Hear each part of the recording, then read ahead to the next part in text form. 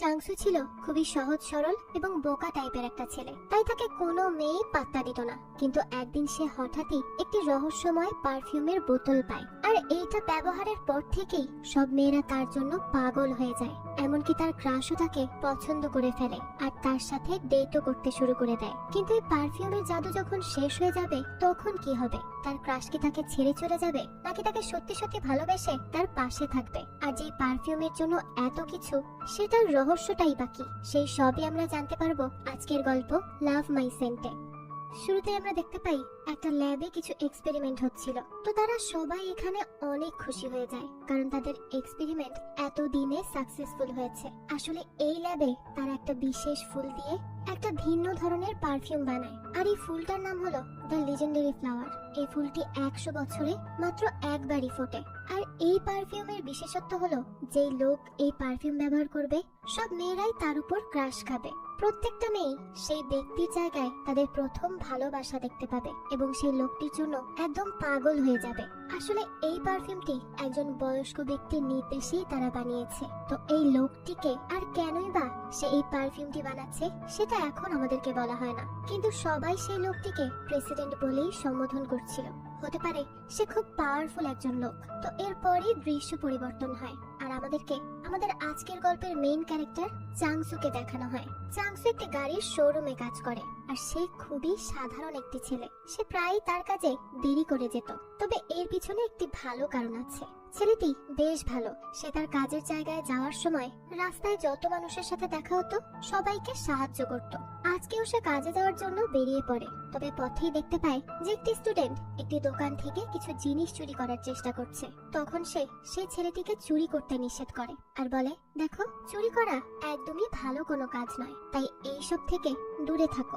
এরপর সে দেখে যে একজন বয়স্ক মহিলা তার গাড়িতে কিছু ভারী জিনিস নিয়ে চলার চেষ্টা করছিল, আর এতে সেই মহিলাটির বেশ কষ্ট হতে থাকে। চাংসুরও এটা দেখে অনেক খারাপ লাগে, তাই সেই মহিলাটির কাছে যায় আর তাকেও সাহায্য করে। এরপর দেখা যায় দুজন লোক চাংসুর কাছে আসে। তারা তার কাছে চার্চের অ্যাড্রেস জিজ্ঞেস করে। চাংসুর তার কাজে যেতে বেশ দেরি হয়ে যাচ্ছিল, তারপরও সে সেই দুজন লোককে সাহায্য করে। এতে করে আমরা ভালোভাবেই বুঝতে পারি যে চাংসু অনেক সিধে সাধা এবং ইনোসেন্ট একটা ছেলে। যাই হোক, এরপর সে দৌড়ে দৌড়ে বাস স্ট্যান্ডে পৌঁছায়। বাস তো তাকে রেখে প্রায় চলেই যাচ্ছিল, কিন্তু চাংসু কোনো মতে এসে বাসটি থামায়। আর বাসের ড্রাইভার তো চাংসুকে দেখে খুবই বিরক্ত হয়, কারণ চাংসু প্রায় এমন দেরি করে। তাই সে চাংসুকে বলে যে প্রতিদিন এত দেরি করো কেন? চাংসু আর কি বলবে, তাকে শুধু সরি বলে। এরপর সে যখন বাসের ভেতরে আসে তখন দেখা যায় এক বয়স্ক দাদিমা চাংসুকে অনেক বকাবকি করে। সে চাংসুকে বলতে থাকে যে তোমার জন্য প্রতিদিন আমাদের দেরি হয়, সবাই আমাদের কাজে লেট করি, তুমি কি সময় মতো একদিনও আসতে পারো না? বেচারা চাংসুর তো তখন কিছুই বলার থাকে না। সে তখন দাদিমাকে শুধুমাত্র সরি বলেই সিটে বসে যায়। তো সিটে বসে চাংসু ভাবতে থাকে যে আমার জীবনটা এমন কেন?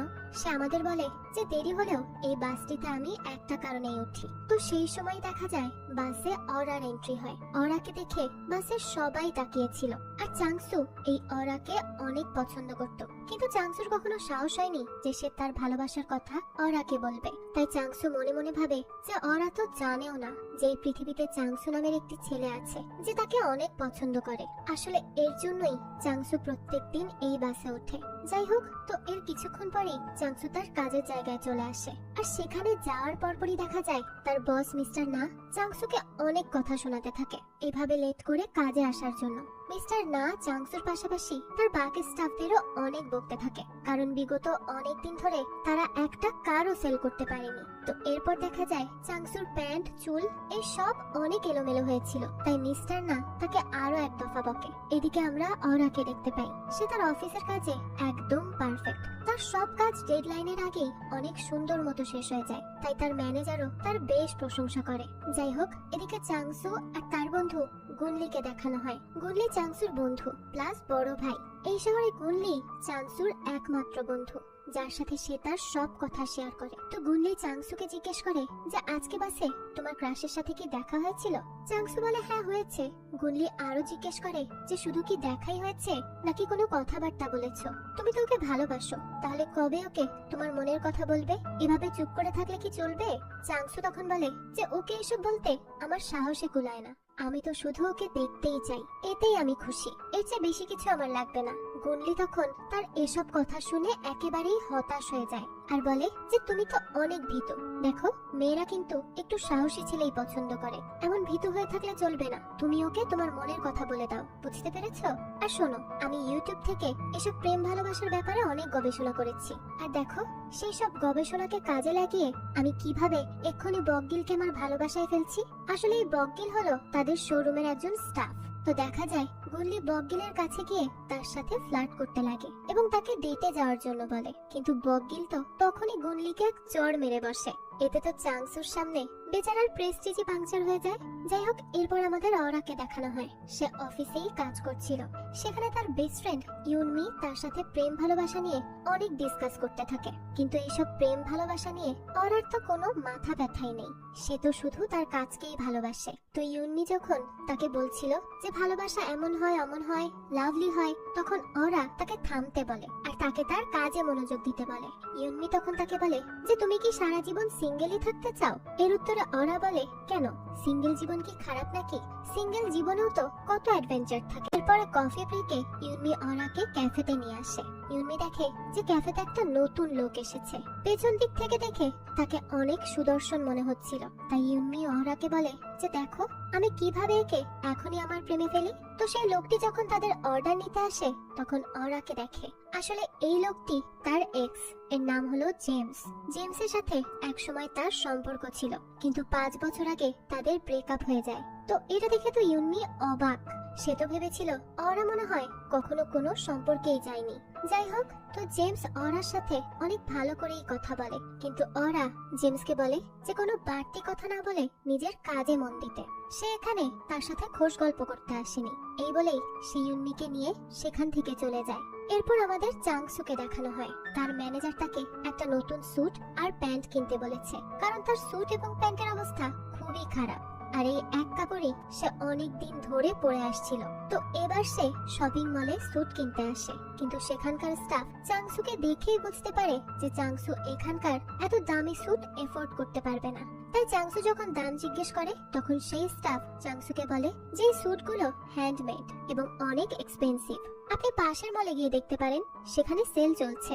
এই কথা শুনে তো বেচারা চাংসুর ইগো হার্ট হয়ে যায়। সে ভাবে যে এখান থেকে সে কিছু কিনেই ছাড়বে আর এদেরকে একটা মোক্ষম জবাব দেবে। তাই চাংসু সেখানের বাকি স্যুটগুলোর দাম জিজ্ঞেস করতে থাকে, এই ভেবে যে কোনো একটা স্যুট তো তার বাজেটের মধ্যে অবশ্যই থাকবে। কিন্তু তার ভাগ্য আসলে আজ তার সাথে ছিল না, কারণ বাকি যে স্যুটগুলো ছিল সেগুলো ছিল আরো দামি। তাই চাংসু এক সময় অনেক মন খারাপ করে আর বাধ্য হয়ে সেখান থেকে চলে যেতে লাগে।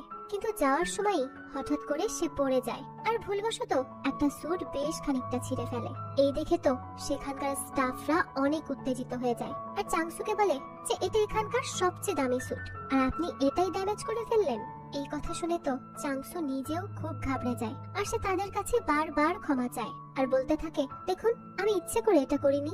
কিন্তু তারা বলে এখন কোনো কথাতেই কাজ হবে না, আপনাকে এই স্যুটটা কিনতেই হবে, কারণ আপনি এটা নষ্ট করেছেন। তাই বাধ্য হয়ে চাংসু ইএমআই তে সেই স্যুটটা কিনে নেয়, কারণ ভুল করে হলেও স্যুটটা তো সেই ছিঁড়েছে। তো এরপরে চাংসু সেই স্যুট নিয়ে তার শোরুমে বসেছিল। সে খুবই হতাশ হয়ে যায়, কারণ তার ভুলের জন্য এখন তাকে অনেক টাকা জরিমানা দিতে হবে। এমনিতেই তার কাছে টাকার অভাব, তার উপর এই জরিমানা এসে জুটলো তার ঘাড়ে। তখনই গুনলি আসে আর চাংসুর মন খারাপ দেখে তাকে জিজ্ঞেস করে যে কি হয়েছে, তুমি এত উদাস হয়ে আছো কেন, কি সমস্যা আমাকে বলো। চাংসু তখন তাকে তার স্যুট দেখায়। গুনলি এই স্যুট দেখে বলে যে নতুন স্যুট কিনেছো, এটা তো অনেক সুন্দর। এই বলেই সে স্যুটটা পরে, কিন্তু স্যুটটা পরতে গিয়ে সে সেটা আরো বেশি ছিঁড়ে ফেলে আর স্যুটের দাম দেখে তো গুনলি অবাক হয়ে যায় আর চাংসুকে বলে যে এত দাম দিয়ে তুমি ছেঁড়া স্যুট কিনেছো, তুমি কি পাগল। চাংসু তখন তাকে বলে যে দেখো আমি আসলে ভুল করে এই স্যুটটা ছিঁড়ে ফেলেছি, তাই বাধ্য হয়ে কিনতে হয়েছে। আমার কি এতই মাথায় সমস্যা যে আমি ছেঁড়া স্যুট কিনবো, তাও এত দাম দিয়ে। তো তারা কথা বলছিল তখনই বকগিল সেখান থেকে যেতে নেয় আর এই স্যুট দেখে গুনলির কাছ থেকে স্যুট নিয়ে নেয় আর তা সেলাই করতে লাগে। মিনিটের মধ্যেই বকগিল স্যুট সেলাই করে দেয় তো এরপর স্যুটটা পরা গেলেও সেখানকার সেলাই পরিষ্কার দেখা যাচ্ছিল, কারণ সেলাইটা একদম লাল সুতো দিয়ে করা হয়েছিল।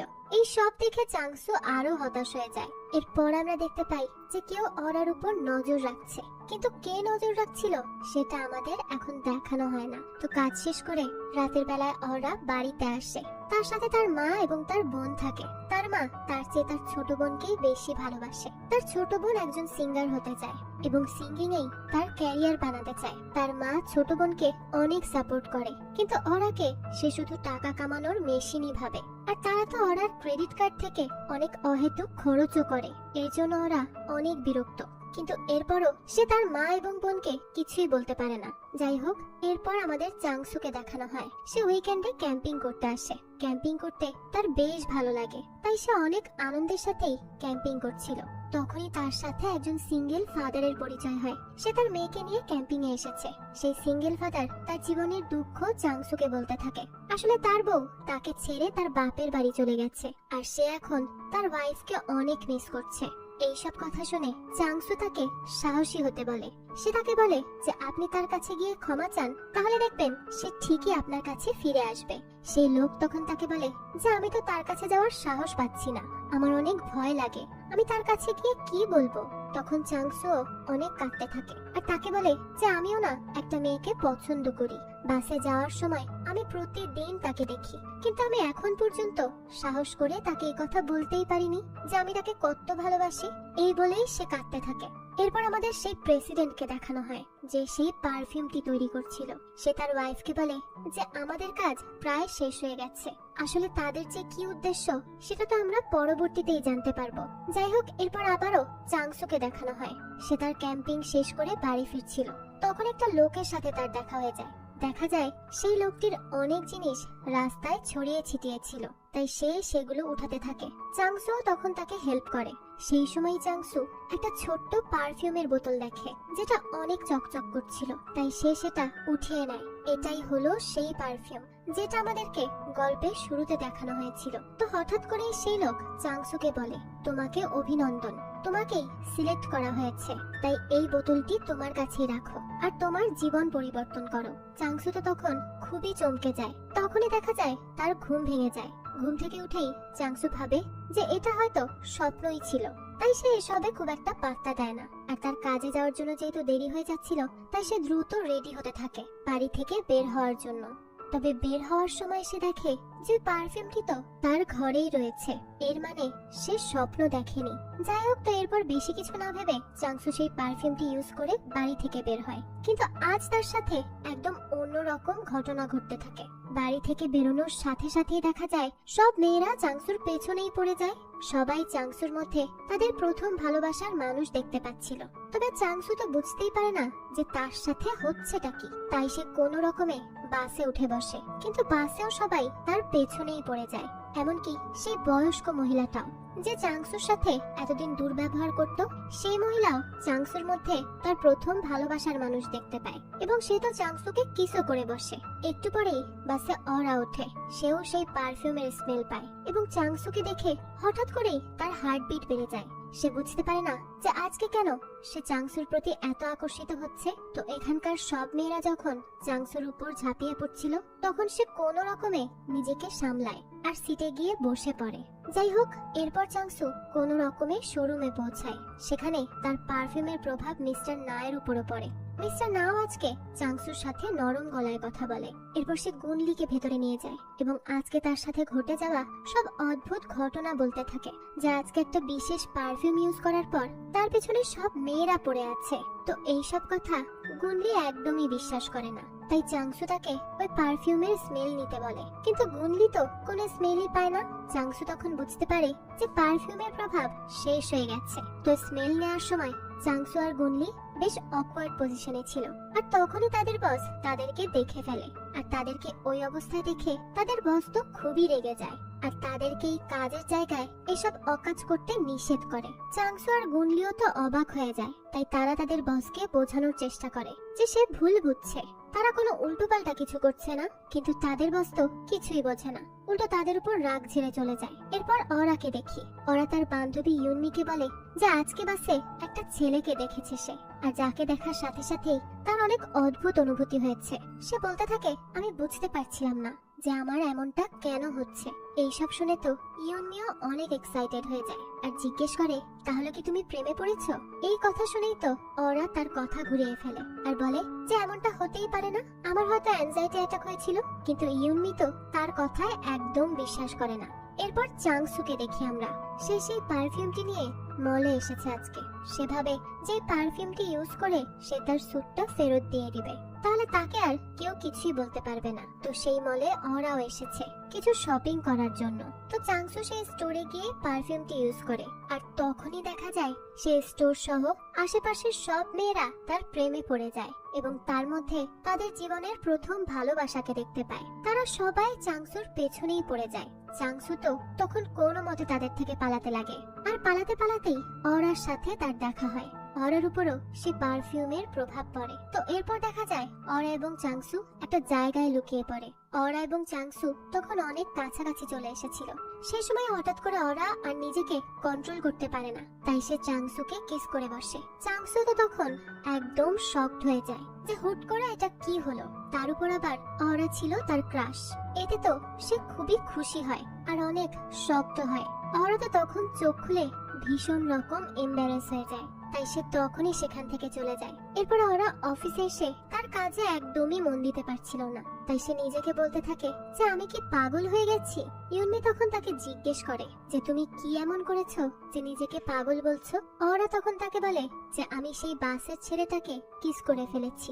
এই শুনেই তো ইউনমি অনেক অবাক হয়ে যায় এবং একটু জেলাস ফিলও করে, কারণ এগুলো তো সে করতে চায়। তো ইউনমি তখন ওরাকে জিজ্ঞেস করে যে কে কিস করেছে, তুমি নাকি ও?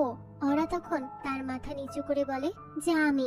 এই শুনে তো ইউনমি আরো অবাক হয়ে যায়, কারণ ওরা তো এইসব থেকে সবসময় দূরে থাকতে চাইতো আর সেই নাকি এই কাজ করে বসেছে। যাই হোক, এরপরে চাংসু তার শোরুমে আসে। তার বস তখন সেখানে নোটিশ টানিয়ে দেয় যে কাজের জায়গায় রোম্যান্স নয়। সে সেই কথা চাংসুকে বলতেও যায়, কিন্তু চাংসুর গায়ে তখন পারফিউম লাগানো ছিল, তাই তার বস তাকে কিছু বলতেই পারে না। সেও চাংসুর প্রতি ভালোবাসা অনুভব করে। চাংসু তখন তার বসকে বলে যে আপনি আমাদেরকে ডিনারের জন্য নিয়ে যেতে চেয়েছিলেন, সেটা কি নিয়ে যাবেন না? মিস্টার না তখন তাদেরকে ডিনারে নিয়ে যেতে রাজি হয়ে যায়। তো এরপরে তারা সবাই মিলে ডিনার করতে আসে একটা রেস্টুরেন্টে।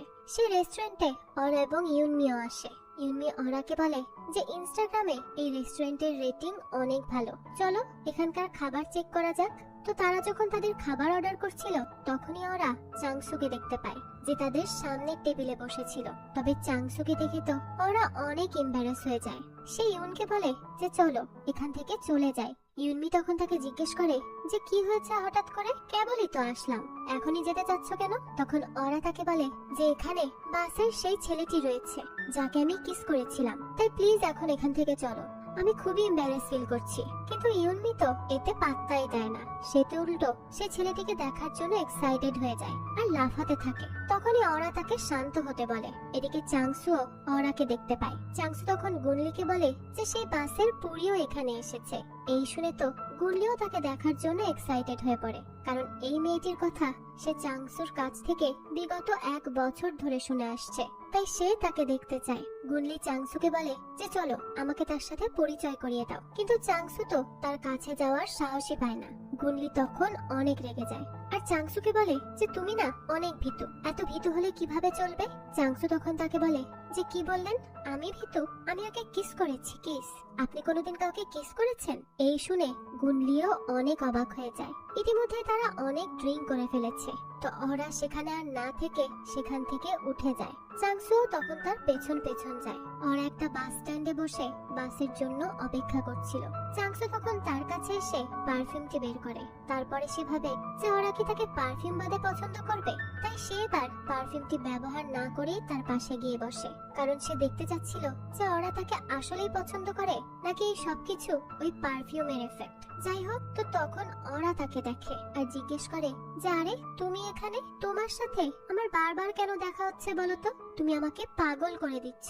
চাংসু তখন তার কাছ থেকে ক্ষমা চায় আর সেখান থেকে চলে যেতে লাগে, কিন্তু অরা তখনই চাংসুকে ডাকে আর জিজ্ঞেস করে যে আমার সাথে ঘুমাতে চাও। তো এর পরের দৃশ্য চলে যায় পরের দিন সকালে, যেখানে চাংসু আর অরা একটা হোটেলের বেডে একসাথে ঘুমিয়েছিল।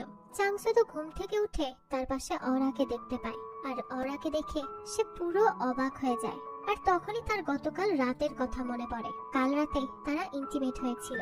এইভাবে তো চাংসু অনেক রিগ্রেট ফিল করে। অরাও ঘুম থেকে উঠে তার পাশে চাংসুকে দেখে, আর তারও তখন গতকাল রাতের কথা মনে পড়ে যায়। আসলে গতকাল রাতে সে এক প্রকার জোর করেই চাংসুর সাথে ইন্টিমেট হয়েছিল। এই ভেবে সে অনেক লজ্জায় পড়ে যায়, তাই সে তখন সেখান থেকে আস্তে আস্তে চলে যেতে লাগে। চাংসুও তখন তাকে সরি বলে। আসলে তারা এতটাই ড্রাঙ্ক ছিল যে নিজেদেরকে আর কন্ট্রোল করতে পারেনি। কিন্তু ওরা এসব কোনো কথা না শুনে তাড়াতাড়ি সেখান থেকে চলে যায়। বাস স্ট্যান্ডে দাঁড়িয়ে ওরা খুব কান্না করতে থাকে, কারণ সে কখনো ভাবেওনি যে সে এমনটা করবে। ওরা তখন দেরিতে বাস ধরে এই ভেবে যে বাসে হয়তো তাকে চাংসুর মুখোমুখি হতে হবে না, কিন্তু দেখা যায় সেই বাসের মধ্যে চাংসু রয়েছে। চাংসু আজ অরার মুখোমুখি না হওয়ার জন্য এই বাস ধরেছিল, কিন্তু তারা না চাইতেও একে অপরের মুখোমুখি হয়ে যায় আর অনেক বেশি এম্বারেস ফিল করতে থাকে। চাংসু তখন একটা কার্ডে তার ফোন নাম্বার লিখে সেটা অনেক সাহস করে অরাকে দেয়। অরাও চাংসুর থেকে সেই কার্ডটি নেয়। এরপরে শোরুমে চাংসু অপেক্ষায় থাকে যে ওরা কখন তাকে ফোন করবে। তাকে এমন চিন্তিত দেখে গুনলি তাকে জিজ্ঞেস করে যে কি হয়েছে, কি নিয়ে এত চিন্তা করছো শুনি। চাংসু তখন উল্টো গুনলিকেই জিজ্ঞেস করে যে আসলে আমার একটা বন্ধু মিথ্যার আশ্রয় নিয়ে একটা মেয়েকে তার প্রেমে ফেলেছে। এখন সে বুঝতে পারছে না যে তার আসলে কি করা উচিত। গুনলি তখন বলে যে তাহলে তোমার বন্ধুকে বলো যে তাকে সব সত্যি কথা বলে দিতে। চাংসু তখন বলে যে সত্যি কথা বললে যদি সেই মেয়ে তাকে ছেড়ে চলে যায় তখন কি হবে। এইসব শুনে গুনলি একটু বিরক্তই হয় আর বলে যে তোমার বন্ধু তো তোমার মতোই ভীতু দেখছি। এই শুনেই চাংসু একটু লজ্জা পেয়ে যায়, কারণ সে তো তার কথাই বলছে। গুনলি তখন একটু চিন্তা করে বলে যে দেখো, মিথ্যা হলেও তাদের মধ্যে প্রেম তো হয়েছে, আর ভালোবাসা তো পবিত্র সম্পর্ক, তাই তোমার বন্ধুকে বেশি চিন্তা করতে নিষেধ করো। এই কথা শুনে তো চাংসু অনেক খুশি হয়ে যায়। এদিকে অফিসে অরা ভাবছিল যে তার এখন কি করা উচিত। সে বারবার চাংসুর কার্ডটি দেখছিল। সে ভাবছিল সে কি তাকে ফোন দিবে নাকি দিবে না। তখনই ইউনমি তাকে লাঞ্চের জন্য ডাকে। তো তারা দুজন মিলে অনেক গল্পগুজব করে লাঞ্চ শেষ করে। তখনই ওরা ইউনমিকে নিয়ে একটা জ্যোতিষীর কাছে যায়। সে জ্যোতিষীকে জিজ্ঞেস করে যে কিছুদিন যাবত একটা ছেলের উপর আমি অন্যরকম একটা টান অনুভব করছি, আমার কি তার সাথে রিলেশনে যাওয়া ঠিক হবে? আর এর পজিটিভ নেগেটিভ উভয় দিকগুলো আমাকে বলুন, আর নেগেটিভ হলে সেটা 2% বেশি হওয়া যাবে না।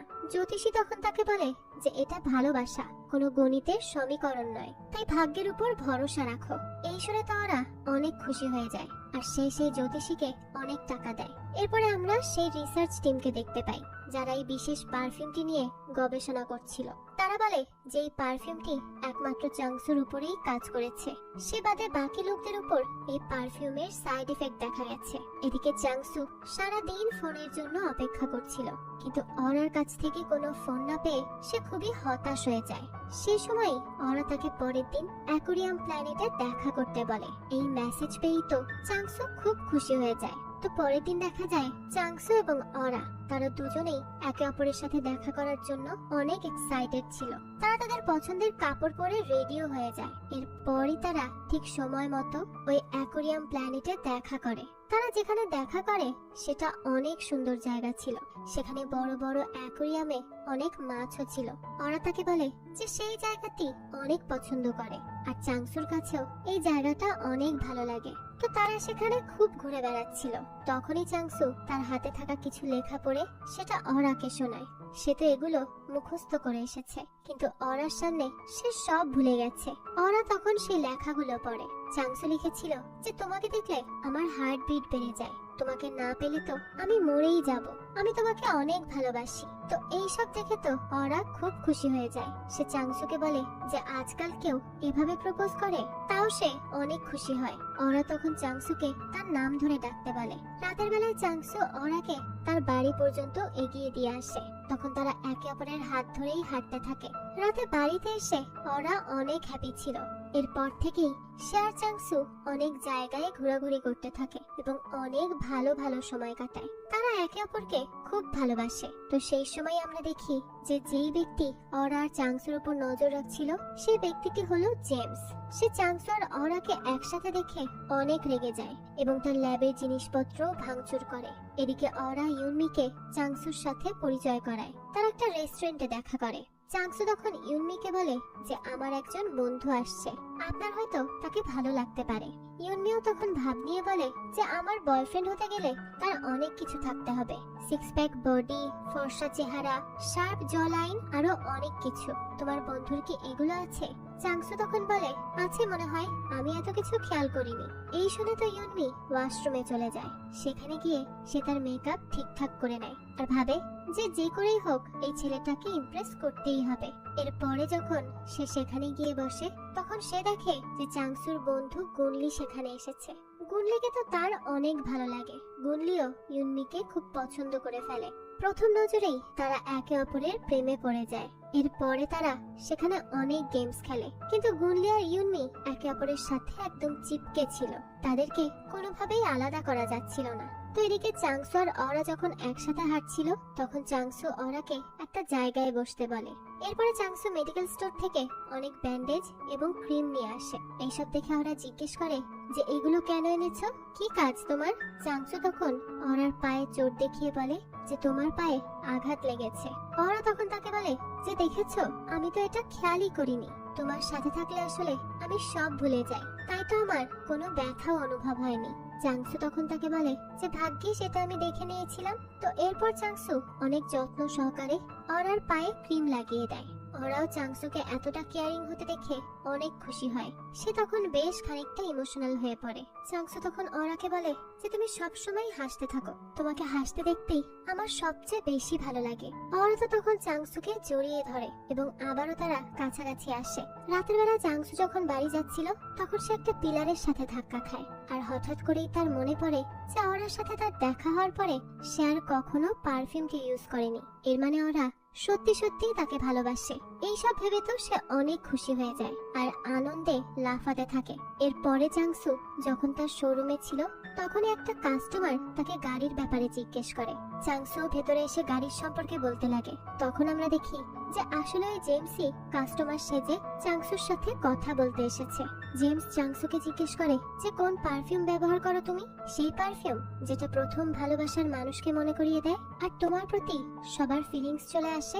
তোমার কি মনে হয় যে এমন ভালোবাসা সত্যিকারের হয়? চাংসুও তো একটু অবাক হয় আর জিজ্ঞেস করে যে কে আপনি আর এত কিছু কি করে জানেন? জেমস তখন বলে যে আমি ওই পারফিউমটি বানিয়েছি। এই বলেই জেমস সেখান থেকে চলে যায়। এরপর থেকেই তো চাংসু জেমসকে নিয়ে বেশ চিন্তায় ছিল। সে ভাবতে থাকে যে ওই লোকটি কি মিথ্যা বলছে। পরে আবার ভাবে যে মিথ্যা বললে সে পারফিউমের ব্যাপারে এত কিছু কিভাবে জানবে।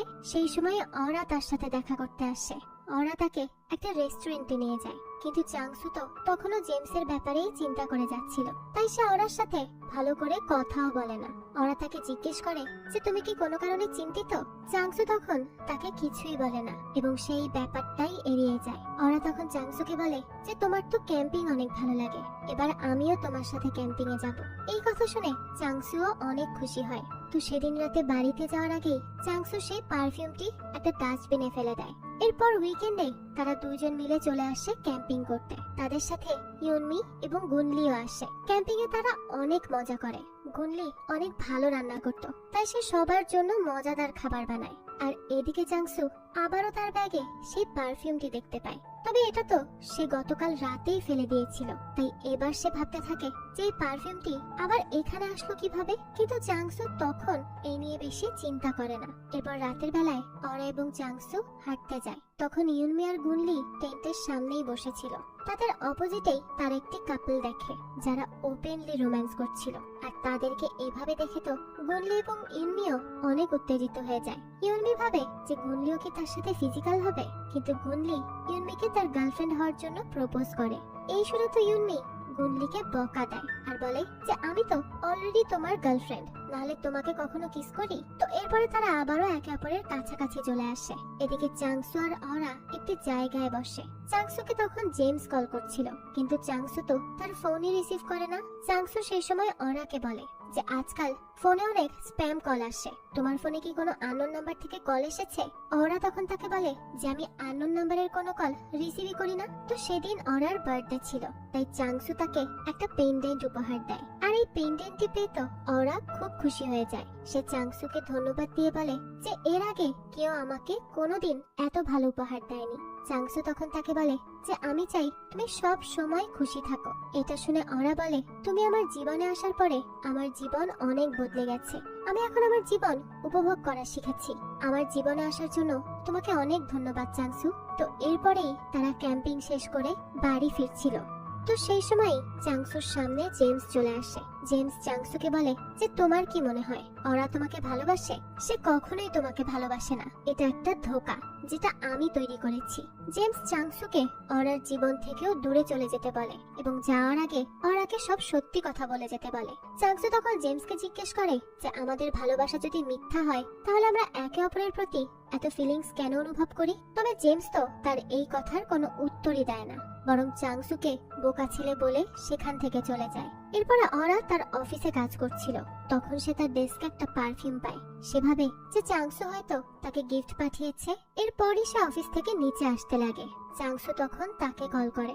অরা তখন চাংসুকে পারফিউমের জন্য ধন্যবাদ জানায়। এই কথা শুনে চাংসু তাকে জিজ্ঞেস করে যে কোন পারফিউম? তো সেই সময় অরার সামনে জেমস চলে আসে। জেমস অরাকে ডাক দেয়।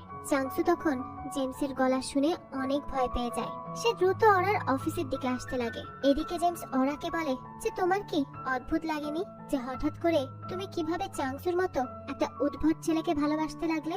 অরা তখন তাকে জিজ্ঞেস করে যে তুমি চাংসুর ব্যাপারে কিভাবে জানো? জেমস তাকে তখন সেই পারফিউমটা দেখায় আর বলে যে এই পারফিউমের জন্যই তুমি চাংসুর প্রেমে পড়েছো। সেদিন বাসে চাংসু এই পারফিউমটি ইউজ করেছিল। তোমার আমার কথা বিশ্বাস না হলে চাংসুর কাছেই জিজ্ঞেস করে নিও। কিন্তু ওরা তো জেমসের কোনো কথাই বিশ্বাস করে না, কারণ জেমস এর আগেও তাকে অনেক মিথ্যা কথা বলেছে এবং ধোঁকাও দিয়েছে। তাই সে জেমসের কোনো কথা না শুনেই সেখান থেকে চলে যায়। এদিকে চাংসু যখন অরার অফিসে এসে পৌঁছায় তখন সে দেখে যে অফিস তো ইতিমধ্যেই বন্ধ হয়ে গেছে। অরাও এখন জেমসের কথা নিয়েই ভাবছিল আর অনেক চিন্তা করছিল। তখন চাংসুও তাকে অনেকবার ফোন করে, কিন্তু অরা তো তার ফোনই রিসিভ করে না। এরপরে ওরা চাংসুর বাড়িতে ডিনারের জন্য অনেক খাবার নিয়ে আসে।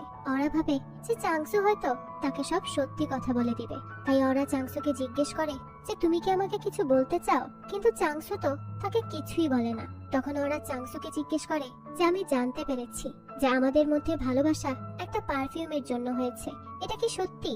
চাংসু আবার এই কথা অস্বীকার করলে ওরা রেগে সেখান থেকে উঠে যায়। চাংসু তখন ওরাকে থামানোর চেষ্টা করলে কিছু একটার সাথে ধাক্কা লেগে সেই পারফিউমটি সেখানেই পড়ে যায়। আর পারফিউমটি দেখে ওরা বলে যে তাহলে জেমস যেগুলো বলছিল তা সব সত্যি। এসব দেখে ওরা খুব কষ্ট পায় আর তখনই সেখান থেকে চলে যায়। চাংসু তখনও তাকে থামানোর চেষ্টা করে, কিন্তু ওরা তো এখন তার কোনো কথাই শোনে না। এরপর আমাদের সেই লোকটিকে দেখানো হয় যাকে সবাই প্রেসিডেন্ট বলে ডাকছিল, আর সেই তো এই পারফিউমটি বানিয়েছিল। আসলে সে তার স্ত্রীর জন্যই এটা তৈরি করায়। তার স্ত্রীর ডিমেনশিয়া রোগ ছিল, এই রোগের জন্য তার স্ত্রী তাকেও ভুলে যায়। তাই সেই পারফিউম বানায় যাতে করে এই পারফিউমের স্মেল নেওয়ার ফলে তার স্ত্রীর তার প্রথম ভালোবাসার মানুষের কথা মনে পড়ে যাবে। আর তার স্ত্রীর জীবনে সেই তো ছিল তার প্রথম ভালোবাসা। কিন্তু সে এই পারফিউম নিয়ে গবেষণা করাটা বন্ধ করে দেয়, কারণ এতে করে অনেকের জীবনে ডিস্টার্ব হচ্ছিল। তো এরপরে ওরা জেমসের একটি অ্যাপার্টমেন্টে আসে। তার পেছনে পেছনে চাংসু আসে। ওরা আর চাংসু দেখে যে এটা জেমসের একটি ল্যাব, আর সেখানে তাদের অর্থাৎ ওরা এবং চাংসুর অনেক ছবি ছিল আর তাদের ব্যাপারে অনেক ইনফরমেশনও ছিল। এমন মনে হচ্ছিল যে কেউ তাদের উপর নজর রাখছিল। তো ওরা জেমসকে এই ব্যাপারে জিজ্ঞেস করে। তখন জেমস তাকে বলে যে এই পারফিউম আমি তৈরি করেছি। আসলে প্রেসিডেন্ট যাদেরকে দিয়ে এই পারফিউমটা বানিয়েছিল তার মধ্যেই হয়তো একজন ছিল জেমস, আর এখন সেই পারফিউম দিয়ে তাদের উপর এক্সপেরিমেন্ট করেছে। এই পারফিউমের জন্য সবাই তার প্রথম ভালোবাসাকে দেখতে পায়। আমি ভেবেছিলাম যে আমি তোমার প্রথম ভালোবাসা, কিন্তু এটা জেনে আমি খুবই অবাক হলাম যে আমি তোমার প্রথম ভালোবাসা নয়। তো চাংসু তখন এইসব শুনে অনেক রেগে যায় আর সে জেমসকে মারতে যায়, কিন্তু উল্টো সেই জেমসের কাছ থেকে মার খায়। জেমস তখন সেই পারফিউম নিজের উপর দেয় আর ওরা তখনই জেমসের জায়গায় চাংসুকে দেখতে পায়। জেমস তাকে বলে যে দেখেছো, আমাকে চাংসুর মতো লাগছে না? এই পারফিউমটি এভাবেই কাজ করে। ওরা তখন রেগে মেগে পারফিউমের বোতলটি ভেঙে ফেলে। এই দেখে তো জেমস দুঃখে কাঁদতে শুরু করে দেয়, কারণ এই বোতলটি এই পারফিউমের লাস্ট পিস ছিল। তো পারফিউমটি ভেঙে ওরা সেখান থেকে চলে যায়। চাংসুও তখন তার পেছন পেছন আসে আর তাকে থামায়।